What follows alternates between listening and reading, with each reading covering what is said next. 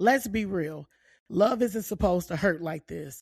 It's not supposed to leave you anxious, confused, or questioning your worth. If you ever said, maybe I'm just too sensitive, or it's probably not that bad, this episode is for you. Welcome back to Real Talk Marriage and More. This is episode 3 of our mini-series, Real Love or Real Loneliness. Today we're talking about toxic relationships, what they look like, how they start, and why so many of us don't recognize them until we're already emotionally invested. Toxic relationships rarely start out loud or obvious. They start subtle. They start with charm, attention, and intensity. At first, it feels exciting, like passion. But over time, that intensity turns into control, inconsistency, or emotional manipulation. You're not crazy. You were drawn in before you knew what you were dealing with. Let's talk about the signs we tend to explain away. They struggle with accountability. They minimize your feelings. They make you feel guilty for expressing needs.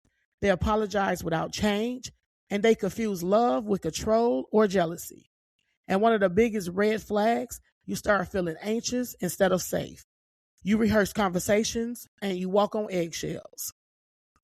Toxic relationships don't just hurt in the moment. They slowly change you. You stop speaking up. You doubt your intuition. You lower your standards just to keep peace. And before you know it, you're more focused on managing their emotions than honoring your own. And that's not love. That's emotional survival. People don't stay because they're weak. They stay because they're hopeful, because they remember who the person was in the beginning, because they believe love means endurance. But love doesn't require suffering, and pain is not proof of commitment. So how do you spot it early? Pay attention to patterns, not promises. Notice how they respond to boundaries and watch how they handle conflict. And most importantly, trust how you feel. Your body knows before your mind catches up. Choosing yourself early isn't giving up, it's protecting your peace. Love should feel supportive, safe, and mutual. It shouldn't cost you your voice, your confidence, or your peace. If love hurts more than it heals, it's time to take a closer look.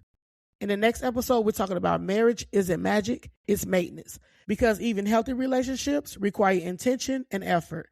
Thank you for listening to Real Talk Marriage and More. If this episode spoke to you, share it with someone who needs clarity, not comfort. Let's heal and grow together, and God bless.